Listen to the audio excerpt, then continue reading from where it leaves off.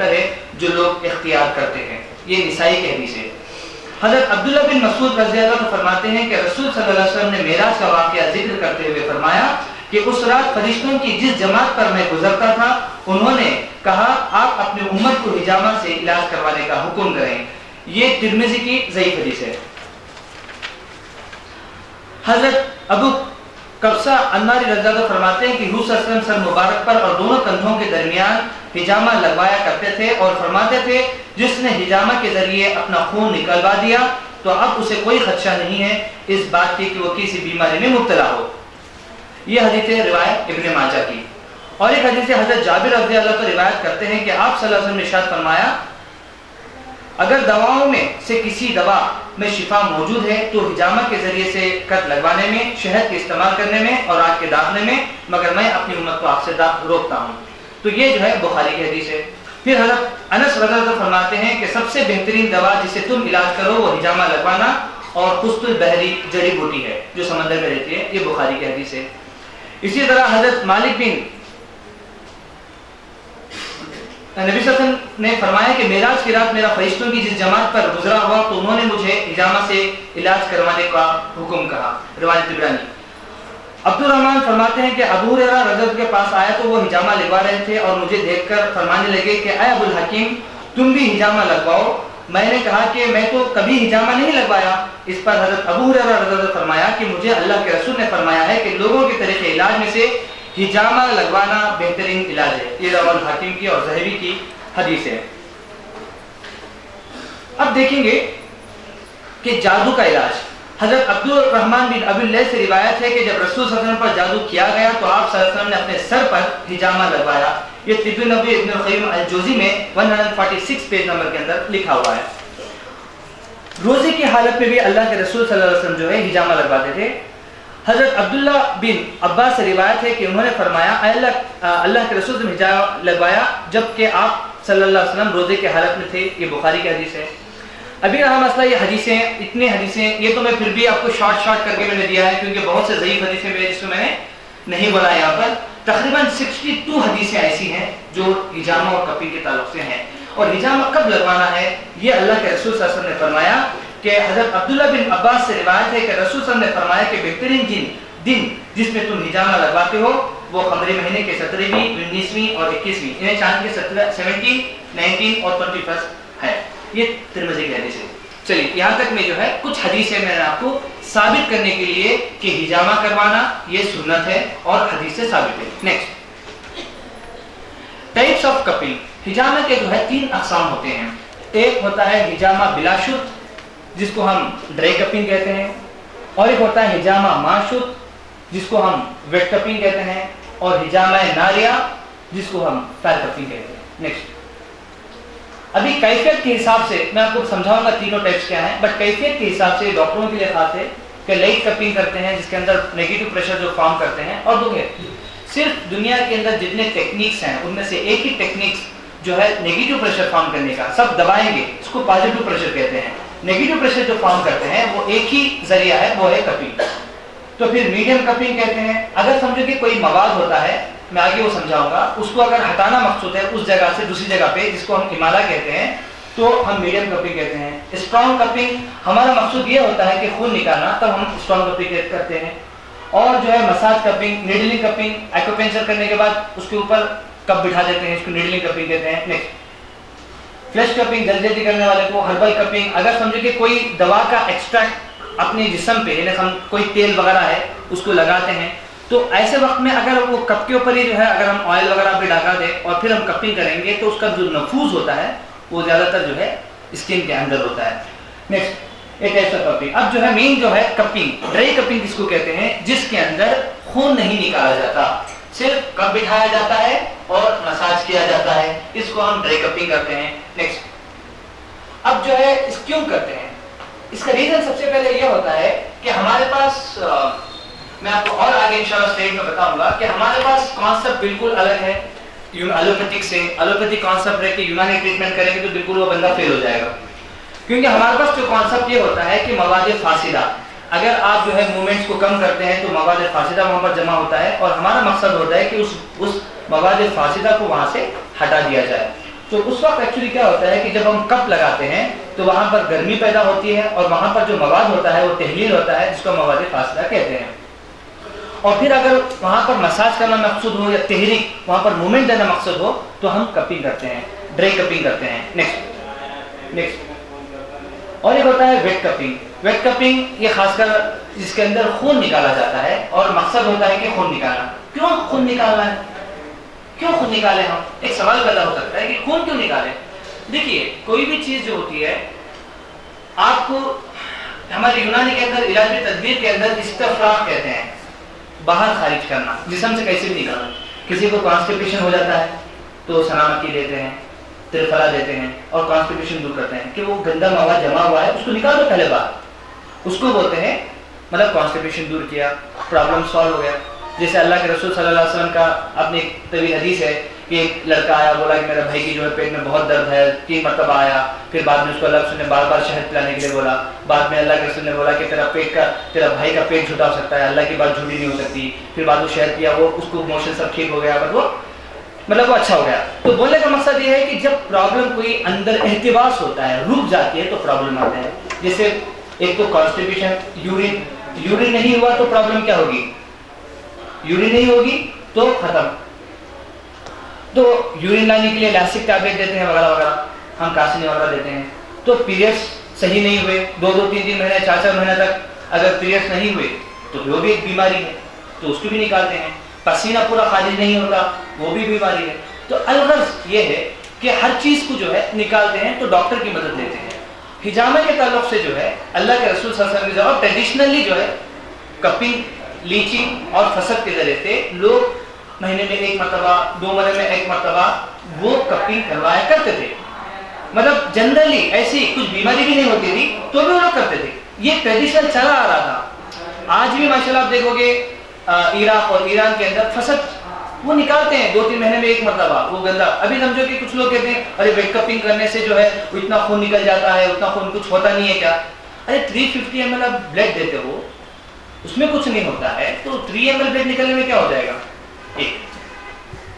Next, इसको wait cupping कहते हैं। तो इसका एक प्रोसेस है, दिखने में गंदा दिखता है बट बहुत मजा आता है करने के वक्त में, बहुत मजा आता है पेशेंट को, डॉक्टर को, दोनों को। कोई नुकसान नहीं होता, कुछ नहीं होता। इंशाअल्लाह ताला अगर प्रिंसिपल साहब जो है परमिशन देंगे तो एक बंदे को यहाँ पर मैं वेट कपिंग पूरी इंस्ट्रूमेंट लेके आया हूँ, कर देंगे इंशाअल्लाह। सुन्नत भी अदा हो जाएगी और आपको पता भी चल जाएगा। नेक्स्ट, हिजामा नारिया।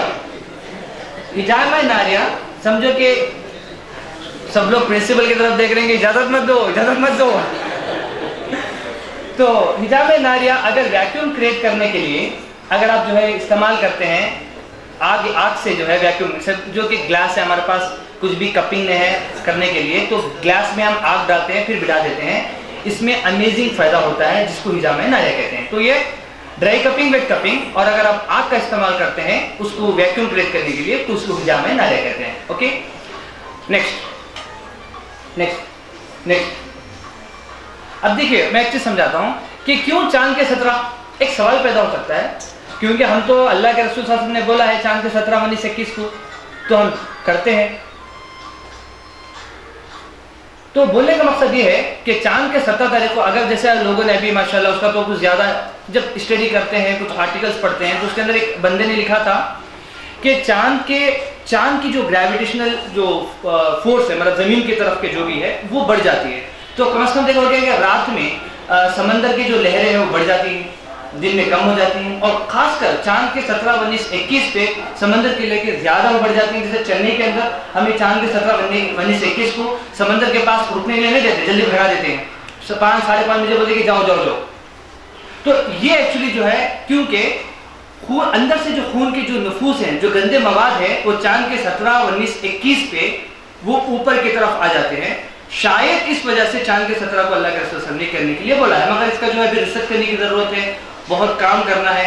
और माशाल्लाह जो यहाँ भी कुछ लोग डॉक्टर्स वगैरह भी हैं जो खून निकालते हैं, उसके अंदर क्या क्या इंग्रेडिएंट्स होते हैं, क्या क्या उसके अंदर होता है, इसके ऊपर रिसर्च हो रहा है। नेक्स्ट, ये वो आपको जरूरत नहीं है, क्लिनिकली है कि कौन सी पॉइंट्स पे कौन सा। अभी मैं माशाल्लाह जो यहाँ पर जो हर्बल और सिंथेसिस ड्रग के ऊपर जो कॉन्फ्रेंस हुआ था, जिसके अंदर तकरीबन 138 जो है पीजी स्कॉलर्स ने जो है हिस्सा लिया था, और उसके अंदर तकरीबन 14 तो मेरे खुद लेक्चर्स थे और स्टूडेंट्स थे, और अल्लाह के करम से उसके अंदर अल्लाह सुब्हानहू व तआला ने मुझे सबसे पहले फर्स्ट प्राइज दिया पोस्टर प्रेजेंटेशन के अंदर। अल्लाह का शुक्र है। अच्छा, उसका रीजन क्या है? सब लोग मुझे पूछते हैं तुमने ऐसा क्या नया प्रेजेंट कर दिया जो लोग इतना तुम्हें उठा के फर्स्ट प्राइज दे दिए, तुम्हारे लेक्चर्स हैं, हम तुम्हारे से अच्छा बोले करें। मेरा एक मकसद होता है, मैं जो करता हूँ वो मैं बोलता हूँ।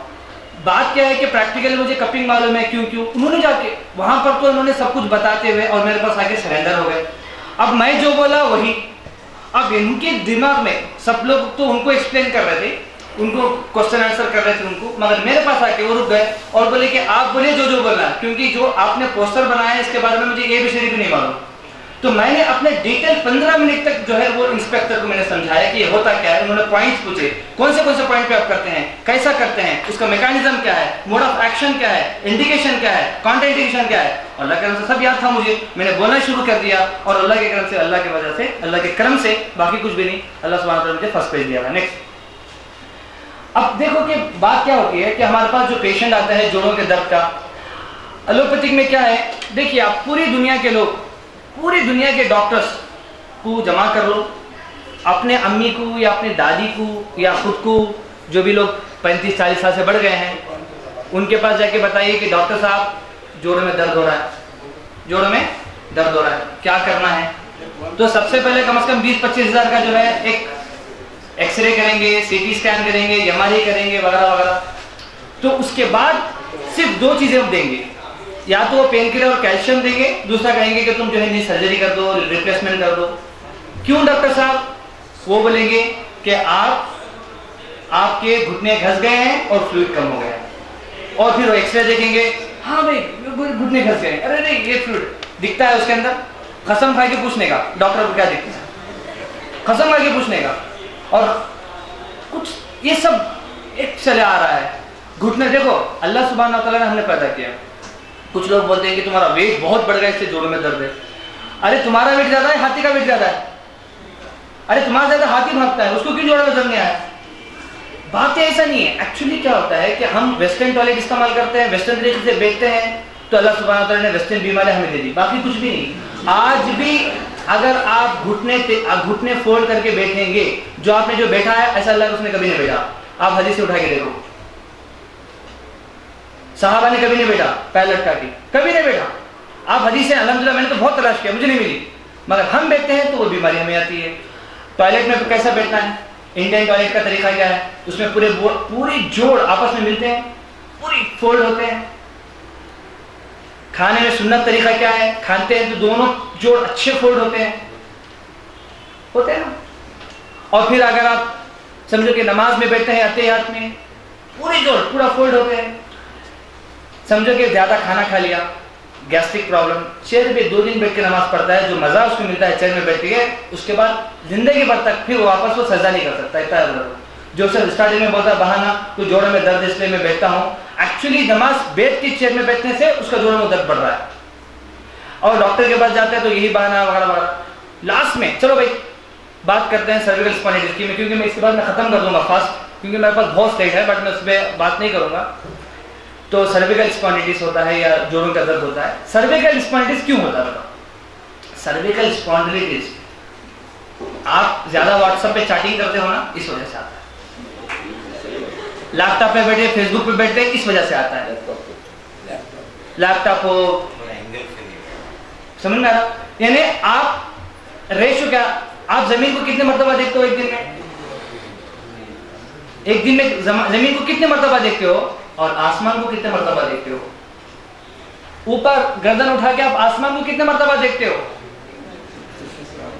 अगर किसी ने व्हाट्सएप में मैसेज कर दिया, देख 2 सूरज नजर आ रहा है सर आसमान में, तो भाग के जाके देखते अरे 2 सूरज है क्या? बाकी कभी हम आसमान को नहीं देखते। वो एक वजह है सर्विकल स्पॉन्डिलाइटिस की। यूनानी के अंदर क्या है, नजला जो निकलता है नाक से बहता है, और जो पीछे का जो नजला है वो जमा हो जाता है पीठ में, उसको हम कहते हैं यूनानी के अंदर मवादे फासिदा। जब मवादे फासिदा जमा होना शुरू होता है तो वहां पर जो है रिजिडिटी पैदा, सख्ती पैदा हो जाती है। अब जब सख्ती पैदा हो जाती है तो मूवमेंट्स में कमी होती है। आप देखोगे जो लोग सलाम करते हैं, मैं माशाल्लाह, क्योंकि मेरी डायग्नोसिस काफी, तमाम तरीके से अल्लाह से डायग्नोसिस काफी अच्छी है, पेशेंट सामने आता है मैं बोलता हूँ मुझे ये प्रॉब्लम है, वो बोलते ही नहीं। और हमारे पास कई औरतें लड़कियां वगैरह आती हैं तो पर्सनल चीज़ें नहीं बोलती हैं, मगर 1-2 पॉइंट बोलती है और तकरीबन मैं 10 पॉइंट मैं बोलता हूँ कि ये प्रॉब्लम है। तो अल्लाह का करम। तो फिर यहाँ से जो लोग नमाज में जाते हैं मैं बोलता हूँ कि सर्वाइकल स्पॉन्डिलाइटिस है, जो लंबर स्पॉन्डिलाइटिस, तो ये है वो है, तुम यहाँ पर इलाज करो। कैसे मालूम हो गया आपको? बोलते एक्चुअली क्या होता है कि जब सलाम हम फेरते हैं सलाम, तो स्टार्टिंग में सलाम फेरने के वक्त में अच्छा हम फेरते हैं अस्सलाम वालेकुम रहमतुल्लाह नमाज में, और होते होते क्योंकि हमारा जो है सर्विकल का प्रॉब्लम शुरू होता है तो फिर नमाज के जो ये जो राउंड है ये कम कर देते हैं, होते होते सिर्फ देख के छोड़ देते हैं लेफ्ट हैंड है ना। तो इसको सर्विकल स्पॉन्डिलाइटिस है। ओके, अच्छा इसका इलाज क्या है एलोपैथिक में? पहले तो सीटी स्कैन करेंगे 17,500 रुपए का, 7,500 रुपए का, 2,500 रुपए डॉक्टर को कमीशन। MRI करेंगे 7,000 रुपए का, 8,000 रुपए का, उसके अंदर 4,000 रुपए कमीशन। एक्सरे करेंगे 1,000 रुपए का, 500 रुपए कमीशन। तो इलाज तो है नहीं, क्योंकि इलाज क्या है? सर्विकल पहनो, सर्विकल कॉलर लिख के देते हैं पहनने के लिए, यही इलाज है उनके पास। इसके सिवा कुछ है इलाज सर्विकल स्पॉन्डिलाइटिस का? दुनिया के अंदर कहीं नहीं है, पूरी दुनिया में नहीं है, पूरी दुनिया में। और मालूम है माशाल्लाह मैं इतने कॉन्फिडेंस से क्यों बोल रहा हूँ, मैं तकरीबन पूरी दुनिया घुमा हूँ अल्लाह के करम से। बड़े बड़े डॉक्टर्स, मेरे पास एक जेनेटिक डिपार्टमेंट का एक HOD लंदन के जो जेनेटिक डिपार्टमेंट का HOD, उसने मुझे फ़ोन किया, किडनी फेलियर के बारे में डिस्कस किया। मैंने उसकी जो एक दोस्त है चाइना में, उसकी किडनी फेलियर थी, तो उन्होंने मुझे कुछ क्वेश्चंस किए जेनेटिक लेवल के। मैंने एक बात बोली कि भाई हम जेनेटिक में थोड़ा यूनानी वाले फेल हैं, हमारे पास पेशेंट आता है मैकेनिज्म नहीं पूछता है, हमारे पास पेशेंट एक तकलीफ लेके आता है। हाँ, हकीमों के पास की बात कर रहा हूँ, अब से नहीं पुराने ज़माने की बात। मैं मॉडर्न हकीमों कोट सूट में रहता हूँ, यही फ़र्क है। बाकी अल्लाह के करम से वही हिकमत कोशिश करता हूँ मैं हमारे बुजुर्गों के सीखने की। तो बोलने का मकसद ये है कि हम जाते हैं और हकीमों के पास पेशेंट लेके तकलीफ लेके जाता है, ये पीरियड्स का प्रॉब्लम है, क्या है? पीरियड्स का प्रॉब्लम है, तो पीरियड्स की दवा पूछता है, मैकेनिज्म पेशेंट नहीं पूछता। क्या नहीं पूछता? मैकेनिज्म नहीं पूछता। तो मैंने बोला कि किडनी फेलियर का तुम्हें प्रॉब्लम है? हाँ है। तुम्हें रिजल्ट चाहिए या मैकेनिज्म चाहिए? तो फिर सोचा, मैं बोला अगर मैकेनिज्म चाहिए तो मैं तो भेज दूंगा, मेरे नेट पे पूरा अवेलेबल है, herbalhospital.com में सब कुछ अल्लाह के करम से पूरी दुनिया में ऑनलाइन का कहीं से देख सकते, मैं तो बता दूंगा। बट मसला यह है कि तुम्हें रिजल्ट नहीं मिलेगा। मैं जो देता हूँ सिर्फ उसमें रिजल्ट देखो, मैकेनिज्म तुम खुद, तुम्हारे जेनेटिक डिपार्टमेंट में मैं दवा भेजता हूँ उस पर रिसर्च करने का। क्योंकि हमें जो बताया गया है ना, समझो कि मतलब अब मिसाल पर आप एक फील्ड में हो, आंवला के फायदे इतने फायदे हैं, हमारे पास मालूम है कि ये दवा देने से फायदा होगा, मगर हकीम को कैसा दवा काम करता है वो नहीं मालूम, क्योंकि उसका फील्ड का नहीं है ना। वो रिसर्च करना वो आपकी फील्ड है, वो आंवला जो हम हकीम देते हैं वो आंवला पे आप रिसर्च करो, कौन मना करता है? ये चीज है। और अल्लाह के करम से अगर कोई अपने हॉस्पिटल के अंदर काफी हर्बल ड्रग्स के ऊपर जो है लोग स्कॉलर्स हैं वगैरह वगैरह, आप लोग भी अगर कोई इंटरेस्टेड हो तो फ्री ऑफ कॉस्ट आपको ड्रग्स सप्लाई करेंगे 3 साल 5 साल जब तक आपका रिसर्च कंप्लीट होता है इंशाल्लाह। तो बोलने का मकसद ये है कि सर्विकल स्पॉन्डिलाइटिस का 2 में इलाज बोलूंगा सिर्फ आपको समझने के लिए, क्योंकि हमारे प्रिंसिपल साहब ने बोला कि उसमें भी थोड़ा हाईलाइट दो। हमारे वालिद साहब से पहले मना करते हैं, देख तुझे कितने मरतबा समझाता हूँ एलोपैथी के खिलाफ मत बोल मत बोल। मैं बोलता कि मतलब अल्लाह के करम से मेरे पास माशाल्लाह बेंगलुरु में मेरा 5 से 15 साल पे प्रैक्टिस होती है। तमाम तरफ अल्लाह सुब्हानहू व तआला के वास्ते कि जो ड्रग कंट्रोलर्स हैं वो मेरे पास इलाज करते हैं, वहाँ के मिनिस्टर लेवल मेरे पास इलाज करते हैं, वहाँ पे MBBS डॉक्टर, गायनेकोलॉजिस्ट, वहाँ के कार्डियोलॉजिस्ट मेरे पास वेटिंग हॉल में बैठे रहते हैं। क्यों? क्योंकि मैं यूनानी दवा देता हूँ। अगर मैं एलोपैथिक में इंजेक्शन पैरास्टामोल दिया वो मेरे पास क्यों आएंगे? ये चीज है। तो सर्विकल स्पॉन्डिलाइटिस के लिए क्या इलाज है? तो बोलते हैं तकरीबन पूरा खत्म करने के बाद कमीशन वगैरह आ जाता है, सर्जिकल कॉलर पहनो, मूवमेंट नहीं करने का। क्या नहीं करने का? मूवमेंट नहीं करने का। जाहिर सी बात है प्रॉब्लम क्यों आया? मूवमेंट नहीं करने की वजह से प्रॉब्लम आया। फिर आपने सर्विकल कॉलर पहना तो प्रॉब्लम बढ़ी या कम हुई? प्रॉब्लम और बढ़ी। तो और जो ये पेन है ये कन्वर्ट होता है वर्टिगो में, बहुत ज्यादा चक्कर आना। ये होते होते होते इसका नमनस आना शुरू हो जाता है। हाथों में अगर चोटी डालते हैं औरतें वगैरह तो इनमें हमें पहले सही बोलते हैं डॉक्टर चोटी जब डालते हैं तो इतना यहाँ पर पेन होता है, पर्टिकुलर वो एक पॉइंट बोलते हैं। दुआ के लिए हाथ उठाते हैं, वजन की वजह से हाथ नीचे की तरफ उतर जाता है। तो ये आहिस्ता आहिस्ता प्रॉब्लम बढ़ती चली जाती है और बाद में पेशेंट को जो है थोड़ा वो उठने नहीं होता, 2 लोग पकड़ के लाके आना पड़ता है। हम सबसे पहले अच्छा वो लोग एक तरफ से एक जमाने तक फिजियोथेरेपी इसको जो है इलीगल बोल रहे थे, अभी उनके हॉस्पिटल में फिजियोथेरेपी डिपार्टमेंट भी मौजूद है। तो फिजियोथेरेपी को वो भेजते हैं कि तुम इसके पास इलाज करो, क्योंकि बस इनके पास तो इलाज नहीं है, वो उनके पास भेजते हैं। अब वो पूरा उल्टा बोलता है, वो बोलता है कि तुम मूवमेंट करो, तुम सर्विकल कॉलर निकाल के तुम लेफ्ट राइट करो। अब यो बोले कि अब देखो पेशेंट क्या करेगा, ना इधर का धोबी का कहता, ना घर का ना घाट का। ये इनके पास आए तो बोलता है कि मूवमेंट ही नहीं करने का, वहां पर जाके बोलता है तो मूवमेंट करो, बोल रहा किसकी बात माने, ये भी डॉक्टर वो भी डॉक्टर। तो ये चीजें हैं। और कपिंग से हमारे पास पेशेंट आता है, एक कपिंग 2 सीटिंग 3 सीटिंग के अंदर आप देखो, एक ही सीटिंग है तो गर्दन हिल जाती है, कैसा भी शख्स हो, एक सीटिंग के अंदर जो गर्दन लॉक होकर रहता है या फ्रोजन शोल्डर लॉक होकर रहता है, 1 या 2 सीटिंग के अंदर वो ठीक हो जाता है। ये हो गया सर्विकल स्पॉन्डिलिटिस का। और सिर्फ पेन रिड्यूस, अच्छा वो कैसे काम करता है कि जैसे हम कप बिठाते हैं तो वहां पर नेगेटिव प्रेशर फॉर्म होता है, तो वहां पर स्टिमुलेशन होता है, क्या होता है, तहरीक होती है, और जैसे तहरीक होती है तो वहां पर मस्कुलर हीट पैदा होता है, और कोई भी हीट पेन को रिड्यूस करती है। समझो कि जो रोमेटिक आर्थराइटिस के पेशेंट्स हैं, वो लोग खासकर सर्दी में जोड़ों में दर्द बढ़ जाता है वो लोगों को, उसका रीजन यही है क्योंकि सर्द जो है increase the cold increase the pain and heat decrease the pain. और दूसरा जो स्टिमुलेशन होती है, फिर वहां पर एंटी इंफ्लेमेटरी इफेक्ट होता है, जो मवाद जमा होता है वो तहलील हो जाता है, और पेन भी रिलीफ हो जाता है, और मूवमेंट भी बढ़ जाते हैं। नेक्स्ट, विदाउट एनी मेडिसिन, सिर्फ कपिंग, एक कप लगाया तो ये मैकेनिज्म अंदर चल रहा। तो हमारे पास यूनानी के अंदर जो भी बीमारी होती है, या तो वो कंजेशन की वजह से, या स्टैग्नेशन की वजह से, या ब्लॉकेज की वजह से। मेरे पास कितने वक्त है? 5 मिनट। तो कंजेशन, स्टैग्नेशन और ब्लॉकेज की वजह से, तो वहां पर जहां पर भी 3 चीजें, चाहे वो हार्ट के वॉल्स के ब्लॉकेजेस हो, कोई भी ब्लॉकेज वगैरह हो, ये कंजेशन, स्टैग्नेशन और ब्लॉकेज की वजह से वहां पर प्रॉब्लम होती है। तो वहां पर पेन होता है, और वहां पर रेस्ट्रिक्शन ऑफ मूवमेंट होती है, और वहां पर स्टिफनेस पैदा हो जाता है। जैसे हम कपिंग बिठाते हैं तो वहां पर ब्लॉकेज दूर हो जाता है, स्टैग्नेशन अच्छा हो जाता है, कंजेशन अच्छा होता है, पेन रिलीज हो जाता है, मूवमेंट बढ़ जाते हैं। नेक्स्ट, ये पोस्चर्स हैं कि कितने पोस्चर्स में जो है कपिंग कर सकते हैं। नेक्स्ट, ये खुद मेरा भाई है, वो एमबीबीएस डॉक्टर है, और अल्हम्दुलिल्लाह ये मेरा खुद टीवी के लिए जो है हमने कपिंग गाइड किया था। ये इसको बोलते हैं सुपाइन पोजीशन, जोड़ों के दर्द के लिए हम ये पोजीशन देते हैं। नेक्स्ट, ये जो है लंबर स्पॉन्डिलिटिस के लिए। Next, lateral position. नेक्स्ट, ये सब सर्विकल स्पॉन्डिलिटिस, फ्रोजन शोल्डर के पॉइंट्स हैं। नेक्स्ट,